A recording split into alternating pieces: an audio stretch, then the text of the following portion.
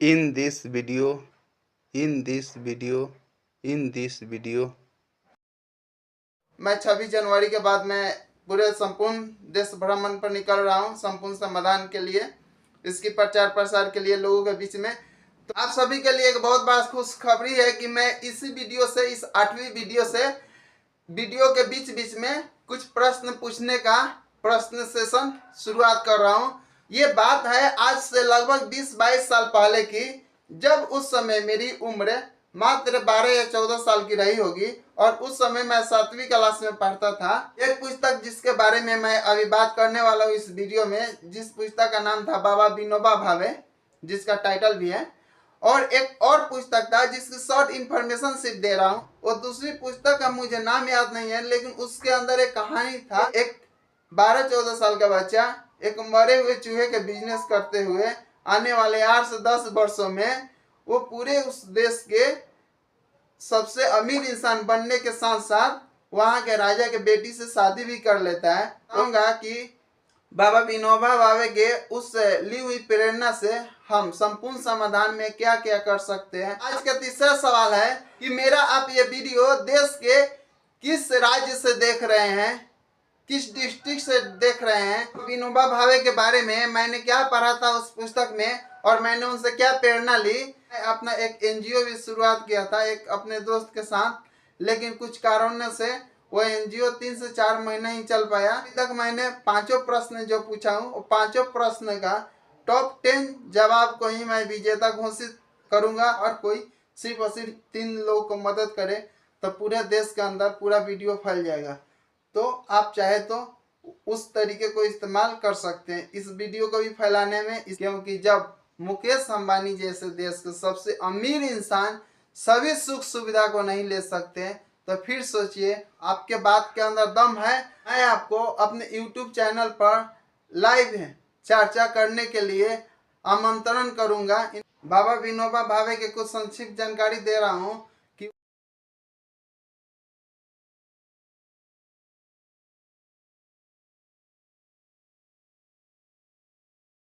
आप सभी दर्शकों को मेरा नमस्कार, स्वागत है आपको मेरे इस 8वीं वीडियो में, जिसका टाइटल है कौन थे विनोबा भावे, उनसे मैंने कब और क्या प्रेरणा ली, उनके बारे में मैंने कब जाना, ये सारी बातें हम इस वीडियो में बताएंगे। इस वीडियो में आगे बढ़ने से पहले मुझे आपसे कुछ बताना है कि अगर आपने इससे पहले की कुछ वीडियो आप नहीं देखे हैं मेरा 7 वीडियो, तो वो सीरियल वाइज देख लीजिए। जब तक आपने वो पहले के वीडियो नहीं देखेंगे तो इस 8वीं वीडियो का कोई उद्देश्य आपको समझ में नहीं आएगा कि ये वीडियो मैंने बनाया क्यों। इन्फॉर्मेशन सिर्फ पता चल जाएगा, लेकिन इसका मूल उद्देश्य क्या है ये आपको समझ में नहीं आएगा। इसलिए वो पहले 7 वीडियो को देख लीजिए। और चैनल को अभी तक आपने सब्सक्राइब नहीं किया तो आप सब्सक्राइब कर लीजिए, ताकि मेरे आने वाले सभी वीडियो का नोटिफिकेशन। और मैं 26 जनवरी के बाद मैं पूरे संपूर्ण देश भ्रमण पर निकल रहा हूँ संपूर्ण समाधान के लिए, इसकी प्रचार प्रसार के लिए लोगों के बीच में। तो उसके दरमियान मैं बहुत सारे ऐतिहासिक जगहों पे भी जाऊंगा, तो वो सारी चीजें आपको ब्लॉग के रूप में भी देखने को मिलेगा। और आपके पास इस वीडियो से रिलेटेड जो भी प्रश्न हो, जो भी आप अपना अनुभव साझा करना चाहें, उसे आप कमेंट कर सकते हैं। शेयर कीजिए अपने सभी दोस्तों के साथ, अपने सभी रिश्तेदारों के साथ, सभी फेसबुक का ग्रुप में, सभी व्हाट्सएप के ग्रुप में शेयर कीजिए, क्योंकि ये मेरा वीडियो से मुझे पर्सनल से व्यक्तिगत लाभ नहीं होगा, बल्कि संपूर्ण समाधान आने से देश के सभी लगभग 150 करोड़ लोगों का तो लाभ होगा ही होगा, आगे आने वाले इस पृथ्वी के सभी मनुष्य के लिए लाभ होगा। इसलिए संपूर्ण समाधान को लाने के लिए आप सभी वीडियो को ज़्यादा से ज़्यादा शेयर करें। या आपके पास कोई भी प्रश्न हो तो आप मुझे व्हाट्सएप कर सकते हैं 7004276742 पर। आप सभी के लिए एक बहुत बड़ा खुशखबरी है कि मैं इसी वीडियो से, इस 8वीं वीडियो से, वीडियो के बीच बीच में कुछ प्रश्न पूछने का प्रश्न सेशन शुरुआत कर रहा हूं, जो कि प्रश्न साधारण होगा, बस मेरी वीडियो से रिलेटेड, यानी कि मैं जिस यूएलएम को सपोर्ट कर रहा हूं, प्रमोट कर रहा हूं, प्रचार प्रसार कर रहा हूं संपूर्ण समाधान का, उससे ही कुछ संबंधित और अपने पीछे बनाए हुए वीडियो से संबंधित या आने वाले वीडियो के टॉपिक से संबंधित या कुछ जनरल नॉलेज से संबंधित या आपके पसंदीदा चीज़ों से संबंधित इसी प्रकार के आसान से सवाल पूछूंगा। तो आप मेरे वो सभी सवाल को उत्तर देने के लिए तो पहले आपको सवाल को समझना होगा। तो उसके लिए ये वीडियो देखने के साथ साथ आप पेन और पेपर लेकर देखें, ताकि आप मेरे सभी सवालों को लिख पाए और उसका अच्छे से उत्तर आप कमेंट के रूप में दे पाए। और मैं आपको बता दूं कि टॉप पे 10 आने वाले कमेंट को मैं अपने साथ पूरे देश घूमने के लिए ऑफर दे सकता हूं, साथ में बिना कोई पैसे खर्च किए। या तो मैं उनकी चैनल को मोनेटाइज कराने में हेल्प कर सकता हूं जब मैं देश भ्रमण पे रहूंगा तो, या तो मैं कुछ सरप्राइजेज गिफ्ट उनको आगे चल के दे सकता हूं। तो इसलिए मैं सिर्फ और सिर्फ पहला आने वाले 10 कमेंट का ही उत्तर लूंगा। इसलिए आप वीडियो को अंत तक देखें, ताकि आप मेरे दी जाने वाली सरप्राइजेज गिफ्ट या मौके को लाभ उठा पाए। इसलिए वीडियो को अंत तक देखें, कंटिन्यू देखें और पेन पेपर के साथ में देखें। शुरू करते हैं आज का पहला सवाल। इस वीडियो के अंदर पहला सवाल है कि इस वीडियो को मिलाकर मेरा कुल कितना वीडियो अपलोड हुआ है, शॉर्ट भी मिलाकर, ब्लॉग भी मिलाकर और ये 8 वीडियो मिलाकर। आप मुझे कमेंट में बताइए कि कुल कितना वीडियो अपलोड हुआ है। और आज का दूसरा सवाल है मेरा पहला वीडियो किस डेट को अपलोड हुआ था, किस डेट को पब्लिक हुआ था। बचे हुए 3 सवाल भी हम आगे बताएंगे, इसलिए वीडियो को अंत तक देखें। जैसे कि आपने थंबनेल पर और टाइटल के माध्यम से समझ ही गए होंगे कि मैं एक ऐतिहासिक व्यक्ति विनोबा भावे की बात कर रहा हूं और उनके ऊपर ही मैं ये वीडियो बना रहा हूं कि उनसे मैं कब जानकारी लिया, उनके बारे में मुझे कब जानकारी हुआ, मैं उनके बारे में कब पढ़ा, उनसे मुझे क्या प्रेरणा मिली, इत्यादि बहुत सारे बात होंगे इस वीडियो के अंदर। तो वीडियो को कंटिन्यू करते हैं। ये बात है आज से लगभग 20-22 साल पहले की, जब उस समय मेरी उम्र मात्र 12 या 14 साल की रही होगी और उस समय मैं 7वीं क्लास में पढ़ता था। तो मेरे स्कूल के एक शिक्षक जो कि मुझे ट्यूशन कराने घर पे भी आते थे, जिनका नाम हरे राम पंडित था, और मेरे मामा जी और उनका दोस्ती था क्योंकि मेरे मामा भी मेरे घर पे ही रहते थे। तो उन दोनों ने मिलकर हरे राम सर के कुतुबपुर गांव के बाजार पर लगने वाले दुर्गा पूजा मेला में उन दोनों ने मिलकर दुकान खोला किताब बेचने का, क्योंकि उस साल उस गांव में दुर्गा पूजा मेला जो लगता है पूरे 10 दिन का था। वैसे तो आमतौर पर मात्र 3 से 4 दिनों तक ही दुर्गा पूजा का मेला चलता है, 7वीं, 8वीं, 9वीं और 10वीं को लास्ट होता है। लेकिन उस साल शायद ये किसी खास अवसर पर 10 दिन का मेला हुआ था, इसलिए इन लोगों ने दुकान किया था। तो वहां पर जो पुस्तकें बच गई थी 10 दिन के बाद, वो मेरे मामा ने घर पर लाकर रख दिए थे। तो मैंने उसमें से 2 पुस्तकें पढ़ी थी। पुस्तकें कितनी पढ़ी थी, 4-5 लगभग, लेकिन 2 पुस्तकें की कहानी मुझे दिलो दिमाग पर याद हो गया, छप गया, क्योंकि वो दोनों कहानी काफी प्रेरणादायक थी। एक पुस्तक जिसके बारे में मैं अभी बात करने वाला हूँ इस वीडियो में, जिस पुस्तक का नाम था बाबा विनोबा भावे, जिसका टाइटल भी है, और एक और पुस्तक था जिसकी शॉर्ट इन्फॉर्मेशन सिर्फ दे रहा हूँ। वो दूसरी पुस्तक का मुझे नाम याद नहीं है, लेकिन उसके अंदर एक कहानी था एक छोटे से लड़के का जिसका नाम था कलुआ। उस स्टोरी के अंदर उसका नाम था कलुआ। और वो कलुआ किया था क्या कि एक मरे हुए चूहा, राइट होता है ना, खरगोश, चूहा, तो उस मरे हुए चूहे को पकड़ के फेंकने जा रहा था।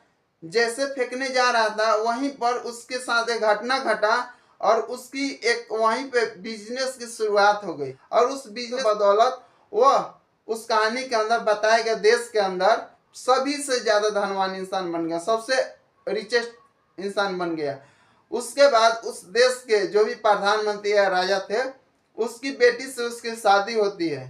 और सोचिए एक 12-14 साल का बच्चा एक मरे हुए चूहे के बिजनेस करते हुए आने वाले 8 से 10 वर्षों में वो पूरे उस देश के सबसे अमीर इंसान बनने के साथ साथ वहां के राजा के बेटी से शादी भी कर लेता है, वो भी मर्जी से, राजा खुद कराते हैं। तो उस कहानी में स्टेप बाय स्टेप क्या हुआ था, मैं चाहूंगा कि याद करके उसके बारे में आपको बताऊं। जब आपको दिलचस्पी हो मुझे कमेंट आएगा, मात्र 5 कमेंट भी आ जाएगा सिर्फ कलुआ लिखकर, तो मैं वो वीडियो बना दूंगा। तो मैं इस वीडियो में बाबा विनोबा भावे की कहानी की शुरुआत करते हैं कि मैंने इनके बारे में कब पढ़ा था, क्या पढ़ा था, कैसे पढ़ा था, इनसे क्या प्रेरणा ली थी हम अपने जीवन में, और उस प्रेरणा को इतने सालों तक क्यों दबा रहा। और मैं अपने बारे में बताऊंगा कि बाबा विनोबा भावे के उस ली हुई प्रेरणा से हम संपूर्ण समाधान में क्या क्या कर सकते हैं। आज से 20 साल पहले पढ़ी गई पुस्तक बाबा विनोबा भावे के बारे में जो भी मैं बात करने वाला हूँ, उससे पहले आज की तीसरा सवाल पूछता हूँ। आज का तीसरा सवाल है कि मेरा आप ये वीडियो देश के किस राज्य से देख रहे हैं, किस डिस्ट्रिक्ट से देख रहे हैं, या किस सिटी से देख रहे हैं, या अगर इंडिया के बाहर से देख रहे हैं तो किस देश से देख रहे हैं, मुझे कमेंट करके जरूर बताइए। बाबा विनोबा भावे के नाम के आगे मैं बाबा लगाकर इसलिए भी बोलता हूँ क्योंकि वो एक आध्यात्मिक गुरु भी थे, और वो काफी बचपन से ही मात्र 10-12 साल की उम्र से ही वो सन्यासी हो गए थे। और वैसे भी जब मैं ये पुस्तक पढ़ रहा था उस समय मेरी उम्र 12-14 साल की थी, इसलिए भी मैं बाबा उनको बोलता हूँ नाम के आगे। ऑटोमेटिक मैं जब ये पढ़ा था पुस्तक के ऊपर पर विनोबा भावे ही लिखा था, लेकिन मेरे अंदर से बाबा विनोबा भावे ही आता है। मैं उस पुस्तक में जो भी चीज़ें पढ़ा था वो पूरी बातें तो मैं नहीं बताऊंगा, मोटा मोटा जो भी बातें मुझे याद है और उनसे जो सीख मिला है वो बातें मैं आपको बताने का प्रयास कर रहा हूँ। बाकी बाबा विनोबा भावे के बारे में विस्तार वीडियो मैं डिस्क्रिप्शन में 7 वीडियो मैं यूट्यूब से सर्च करके उसका लिंक मैं अपने डिस्क्रिप्शन में डाल रहा हूँ, जिसको आप देख सकते हैं। अगर आपको बाबा विनोबा भावे के बारे में सारी जानकारी चाहिए तो मेरे डिस्क्रिप्शन में जाकर आप वहां से 7 लिंक को क्लिक करके देख सकते हैं। आइए अब फाइनली जान लेते हैं कि बाबा विनोबा भावे के बारे में मैंने क्या पढ़ा था उस पुस्तक में और मैंने उनसे क्या प्रेरणा ली। बाबा विनोबा भावे लगभग संपूर्ण भारत पैदल यात्रा करके काफी भूमिहीन किसानों को भूमि आंदोलन के जरिए भूमि प्रदान किए थे। पूरा डाटा मुझे मालूम नहीं कि कितना भूमि उन्होंने प्रदान किए थे और कितना पैदल यात्रा कितना किलोमीटर किए थे। इसकी संपूर्ण जानकारी अगर आप चाहते हैं तो मैं डिस्क्रिप्शन में जो भी वीडियो देखना चाहे आप देख सकते हैं। हुआ यूँ था कि बाबा विनोबा भावे देश के बड़े बड़े जमींदारों के पास जाते थे, अपील करते थे, रिक्वेस्ट करते थे कि आप मुझे अपना छठा भाई समझकर अपने कुल भूमि का छठा हिस्सा दे दीजिए, क्योंकि उस समय आमतौर पर लगभग हर परिवार में 5 भाई 4 भाई ऐसे होते थे, तो उस हिसाब से वो छठा हिस्सा मांगते थे। और वो मिले हुए जमीन उसी जगह के जो भी बेरोजगार लोग थे, यानी कि जो भी भूमिहीन किसान थे, उनको वो दे देते थे। और कितने पूरी भूमि आवंटन किया गया था इसकी संपूर्ण जानकारी आप डिस्क्रिप्शन के दिए गए वीडियो को लिंक को क्लिक करके आप देख सकते हैं। छठा हिस्सा का मतलब 16.25% होता है, तो इतना वो जमीन हर किसान से मांगते थे। इन्हीं सभी बातों को मैं उस बचपन के उम्र में ही पढ़ने और समझने के बाद मैंने सोच लिया था कि जब भी मैं बड़ा होऊंगा और देश भ्रमण पर निकलूंगा तो मैं सभी लोगों से, जितने भी अमीर लोग हैं उनसे मैं उनके हिस्से की छठा हिस्सा 16% तो नहीं लेकिन मात्र 2% मांगने के लिए गुजारिश करूंगा, अपील करूंगा। और उस मिले हुए पैसे से मैं गरीबों के लिए उनकी बुनियादी ज़रूरतें की चीज़ें के लिए काम कर पाऊंगा, जैसे कि उनके लिए भोजन वितरण या अनाज वितरण, या उनके लिए मैं स्कूल खोल पाऊँ उनके बच्चों को पढ़ने के लिए, या उनके पूरे परिवारों को चिकित्सा के लिए अस्पताल खोल पाऊँ। मैंने ये बातें आज से 30 साल पहले ही सोच लिया था। 2020 के लॉकडाउन में मैं काफ़ी ज़्यादा वीडियो देखा करता था। उसी समय सामाजिक वीडियो बहुत ज़्यादा देखने के कारण और मेरा कुछ दूसरा कारण था, उन दोनों को रिलेट करके मैं अपना एक एनजीओ भी शुरुआत किया था एक अपने दोस्त के साथ, लेकिन कुछ कारणों से वो एनजीओ 3 से 4 महीने ही चल पाया, उसके बाद वो स्थगित हो गया, बंद हो गया। वो सारी कारण अगर आप जानना चाहते थे कि आपका एनजीओ की शुरुआत क्यों किया था, कब बंद हो गया कैसे, उसका पूरा संपूर्ण वीडियो मैं आगे बना दूंगा। अगर आप लोग का इंटरेस्ट होगा उस बात को जानने में, तो मैं इस वीडियो में उन सभी कारणों पर ज़्यादा बात नहीं करूंगा। जब मैं 26 जनवरी 2025 को देश भ्रमण पर निकलूंगा तो बीच बीच में हम अपने जीवनी के बारे में, हम अपने पूरा जीवन यात्रा के बारे में आप लोग से जरूर शेयर करूंगा। और मैं तो ये पूरे दावे के साथ कहता हूँ कि मेरा जीवन के अंदर जितने संघर्ष मैंने झेले हैं, जितने कोशिशें मैंने की है अपने जीवन में सफलता प्राप्त करने के लिए, और जो जो अनुभव मैंने लिया है, उन सभी को अगर एक मूवी के अंदर उतारा जाए, मैं पूरे दावे के साथ कहता हूँ कि मेरी जीवनी के ऊपर मेरा बायोग्राफी अगर कोई फिल्म निर्माता बनाना चाहे तो एक मूवी के अंदर नहीं बना पाएगा। उसको या तो पार्ट 2 बनाना होगा या तो पार्ट 3 भी बनाना होगा। इस वीडियो के अंदर मेरा पूछने वाला चौथा सवाल ये है कि आपका पसंदीदा एक्टर कौन है, या पसंदीदा एक्ट्रेस कौन है, या पसंदीदा मूवी कौन है, या पसंदीदा कोई भी लीडर कौन है, या पसंदीदा कोई भी आपका जगह क्या है। इस तरह से कुछ आप अपने रोमांचिक वाला चीज़ बताइए जिससे कि मैं समझ पाऊंगा कि आपको क्या चीज़ पसंद है, मुझे कौन से दर्शक कहाँ से देख पा रहा है, उनको क्या पसंद है।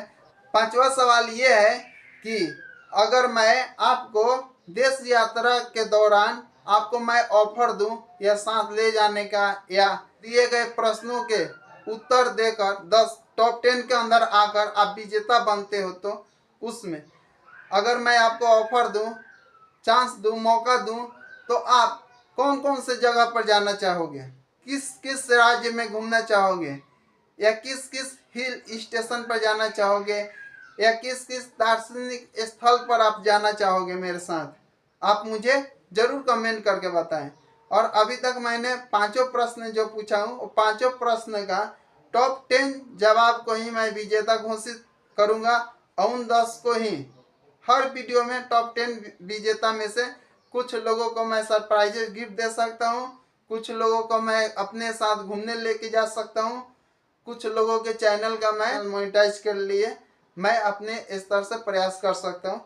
जो मैंने 2% की बात किया था, वो 2% मैं सिर्फ उन अमीरों पर ही लागू करता हूँ जिनकी इनकम महीने की कम से कम 1 लाख रुपए है। जिनकी इनकम महीने की 1 लाख रुपए से कम है, उनसे मैं 2% लेने के लिए अपील नहीं करूँगा, क्योंकि जब उनके पास खुद ही उतने पर्याप्त इनकम नहीं है जिससे कि वो अपने जीवन की शारीरिक जरूरतों को पूरा कर सके, तो सोचिए भला वो किसी और को मदद करने के लिए कहाँ से अफोर्ड कर सकते हैं।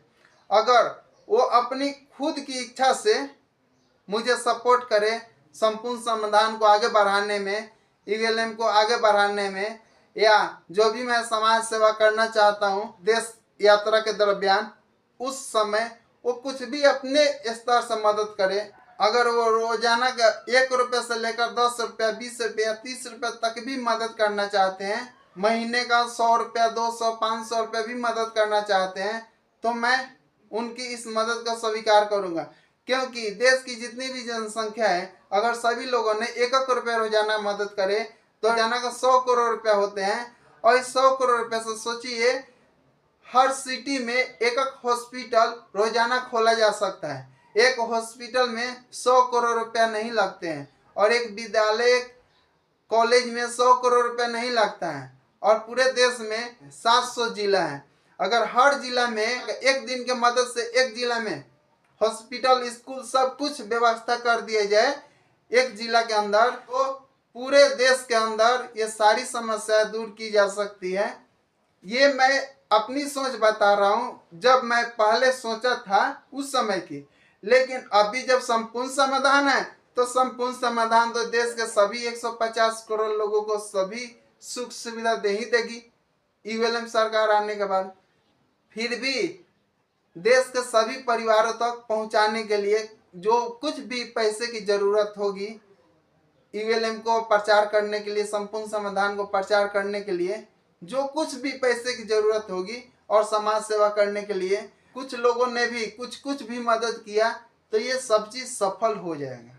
जो व्यक्ति 2% अपने इनकम का धन राशि नहीं दे सकते हैं, अफोर्ड नहीं कर सकते हैं, तो उनके लिए विकल्प ये है कि वो अपने इनकम से 2% भले ही ना दे, लेकिन अपने जीवन की समय से तो 2% दे ही सकते हैं ना।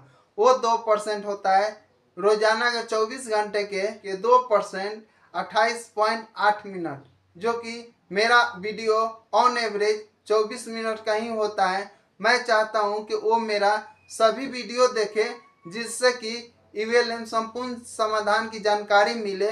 और बाकी जो बचे हुए 5 दिन होते हैं, क्योंकि मेरा वीडियो सप्ताह के 1-2 ही होता है या ज़्यादा से ज़्यादा 3 हो सकता है आने वाला समय में, तो जो भी 4 दिन या 5 दिन समय बचता है, तो मेरा डिस्क्रिप्शन में दिए गए ईवीएलएम चैनल के सभी 6 प्ले लिस्ट दिया हूँ, जिससे कि संपूर्ण समाधान की जानकारी का प्ले लिस्ट है। वहाँ से वो वीडियो देखकर संपूर्ण समाधान को समझ सकते हैं और दूसरे को समझाने में अपना योगदान दे सकते हैं। इसलिए जिन लोगों के पास 2% धन राशि देने की क्षमता नहीं है, वो 2% अपना समय योगदान करके ईवीएलएम के प्रचार करने के लिए, इसको पढ़ने के लिए, समझने के लिए, किसी को शेयर करने के लिए अपना समय का नियोजन करें, समय का अपने योगदान दें। संपूर्ण समाधान के ऊपर बनी गई सभी वीडियो ईवीएलएम हिंदी चैनल पर उपलब्ध है। उस सभी वीडियो को और मेरे चैनल के वीडियो को पूरे देश भर में बहुत तेजी से फैलाने के लिए एक बहुत ही मैंने बेस्ट तरीका वीडियो नंबर 7 में पिछला वीडियो में बताया हूँ। मैं उस तरीका का नाम है ट्राई फार्मूला, जिसमें होता यह है कि हर कोई सिर्फ और सिर्फ 3 लोगों को मदद करे तो पूरे देश के अंदर पूरा वीडियो फैल जाएगा। तो आप चाहे तो उस तरीके को इस्तेमाल कर सकते हैं। इस वीडियो को भी फैलाने में, इसके पहले की जितनी वीडियो है उसको भी फैलाने में, ईवीएलएम चैनल के जितनी भी 34 प्ले लिस्ट है उसमें का जो भी वीडियो आपको अच्छा लगे उसको देखने, समझने और उसको फैलाने में।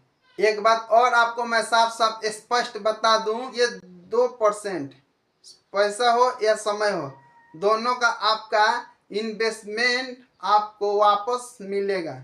जैसे कि ईवीएलएम सरकार आ जाएगा तो जो अभी तक देश के सबसे धनिक व्यक्ति मुकेश अंबानी भी जिस सुख को प्राप्त नहीं कर पा रहे हैं, इतने लाखों करोड़ संपत्ति होने के बावजूद भी, उससे भी ज़्यादा सुख और सुविधा की प्राप्ति आने वाले समय में आपको ये सारी सुख सुविधाएं ईवीएलएम गवर्नमेंट के माध्यम से, संपूर्ण समाधान के माध्यम से आपको मिलने वाला है। तो आप ये कभी न सोचे कि आपका पैसा, दिया हुआ पैसा, अगर आप मदद करते आने वाले समय में, वो आपका दिया हुआ मदद हम अपने निजी स्वार्थ में न खर्च करके सामाजिक कार्यों में ही खर्च करें। जो सुख सुविधा महीना के लाखों करोड़ रुपए कमाने वाले भी आज के व्यवस्था में नहीं ले पा रहे हैं, उससे भी ज़्यादा सुख और सुविधा ईवीएलएम सरकार के द्वारा आपको मिलने वाली है। इसलिए आपका दिए गए 2% पैसे वो वेस्ट नहीं होंगे, वो सामाजिक कार्यों में इन्वेस्ट होंगे और वो इन्वेस्टमेंट आपको रिटर्न के रूप में उन सभी सुख सुविधा को देगा जो कि आप अभी तक जीवन में प्राप्त नहीं किए हैं और इस बिगड़े हुए व्यवस्था में आप कभी प्राप्त कर भी नहीं सकते हैं। क्योंकि जब मुकेश अंबानी जैसे देश के सबसे अमीर इंसान सभी सुख सुविधा को नहीं ले सकते, तो फिर सोचिए उनसे नीचे की देश के 150 करोड़ लोग कैसे ले पाएंगे। और ये मैं पूरे दावे के साथ कहता हूँ डंके की चोट पर कि मुकेश अंबानी जैसे व्यक्ति को भी वो हर सुख सुविधा नहीं मिल पा रहा है अभी, जो एक इंसान को लेना चाहिए, जो जीवन का उद्देश्य है, वो मुकेश अंबानी को भी पूरा नहीं हो पा रहा है। तो सोचिए हम और आपका कैसे हो पाएगा बिना संपूर्ण समाधान को आए हुए। इसलिए संपूर्ण समाधान को लाने के लिए हर व्यक्ति से मेरा अपील है, अपने इनकम का मात्र 2% योगदान के रूप में दे। और ये अपील उन्हीं के ऊपर अप्लाई होगा जिनकी इनकम 1 लाख रुपए महीने की कम से कम हो। उससे कम वाले व्यक्ति वो दे तो भी अच्छा, न दे तो भी अच्छा। अगर कोई व्यक्ति ये दावा करता है कि नहीं आपकी बात गलत है, बहुत ज़्यादा पैसे होने पर प्राप्त किया जा सकता है इस खराब व्यवस्था में भी, तो मैं उनके लिए ओपन चैलेंज देता हूँ कि ये मेरा व्हाट्सअप नंबर है 7004276742। आप इस पर मैसेज करके व्हाट्सअप करके मेरे से बात कर सकते हैं, मेरे से चर्चा कर सकते हैं। अगर आपकी चर्चा के अंदर मुझे लगा कि हाँ आपके बात के अंदर दम है, मैं आपको अपने YouTube चैनल पर लाइव चर्चा करने के लिए आमंत्रण करूँगा, इनविटेशन दूंगा। अगर आपकी बातों में मुझे वजन लगा कि हाँ आपके तर्क सही है कि इस खराब व्यवस्था में भी बिना ईवीएम सरकार को, बिना संपूर्ण समाधान को आए हुए पैसे के दम पर सभी सुख सुविधा को प्राप्त किया जा सकता है, तो आप मेरे से चर्चा कर सकते हैं। बाबा विनोबा भावे के कुछ संक्षिप्त जानकारी दे रहा हूँ कि वो एक संत थे, एक सेनानी थे, भू आंदोलन के जनक थे, सामाजिक कार्यकर्ता थे, एक महान विचारक थे और प्रसिद्ध गांधीवादी नेता थे। बाकी ये उनका संक्षिप्त जानकारी है। आप इनके विस्तार जानकारी जानने के लिए आप मेरे इस वीडियो के डिस्क्रिप्शन में दिए गए 7 वीडियो को क्लिक करके देख सकते हैं। वीडियो का अंत करने से पहले हम इस वीडियो के समरी के बारे में बात करते हैं। पहला, मेरा बचपन में पढ़ी गई 2 किताबों की कहानी, जिसमें एक किताब में कहानी था कलुआ का और एक किताब की कहानी जिसमें पढ़ा था बाबा विनोबा भावे के बारे में। दूसरा पॉइंट, बाबा विनोबा भावे से मैंने प्रेरणा लिया था कि छठा हिस्सा की जगह सिर्फ 2% मैं देश के हर 1 लाख रुपए से ऊपर कमाने वाला व्यक्ति से लूँगा, और जिसके पास 2% देने की क्षमता नहीं है उनसे मैं 2% समय का योगदान लूँगा, और उस 2% समय में मैं ईवीएम के सभी वीडियो और अपने चैनल के सभी वीडियो को पूरी देश के अंदर पहुंचाने के लिए ज़्यादा से ज़्यादा शेयर करने के लिए अपील करूंगा। इस वीडियो के समरी का तीसरा पॉइंट कि मैंने इस वीडियो में 5 प्रश्न पूछा हूं, वो 5 प्रश्न का जवाब मुझे आप कमेंट में देकर आप टॉप 10 में आ सकते हैं। उसके बाद हम आपको या तो सरप्राइज गिफ्ट दे सकते हैं देश यात्रा के दरमियान, या तो हम आपको अपने साथ घूमने के लिए आमंत्रण दे सकते हैं, या आपको आपके YouTube चैनल का मैं प्रचार प्रसार करने में, आपके चैनल को मोनेटाइज करने में आपका योगदान दे सकता हूं। वीडियो को अंत करने से पहले आपसे मेरा यही गुजारिश है कि वीडियो को लाइक करें। अभी तक अगर आपने चैनल को सब्सक्राइब नहीं किए तो चैनल को सब्सक्राइब कीजिए। इस वीडियो को आप ज़्यादा से ज़्यादा शेयर करें, अपने सभी दोस्तों और रिश्तेदारों के साथ शेयर करें। उसके बाद आपके व्हाट्सएप है और उसमें ग्रुप हैं तो सभी ग्रुपों के साथ शेयर करें, और रोजाना करें। फेसबुक में ग्रुप है तो फेसबुक ग्रुप में शेयर करें, और मेरा सभी वीडियो को रोजाना शेयर करें। ईवीएम हिंदी चैनल के सभी वीडियो को शेयर करें। अगर आपको मेरे इस वीडियो पर कोई भी प्रश्न हो तो मुझे मेरे व्हाट्सएप पर मैसेज करें, अपना प्रश्न पूछें, या इससे पहले के सभी 7 वीडियो को देखने के बाद भी आपको कोई प्रश्न हो वो भी पूछें। लास्टली वीडियो का अंत तक देखने के लिए, आपको इतना समय देने के लिए मेरा तहे दिल से धन्यवाद, शुक्रिया।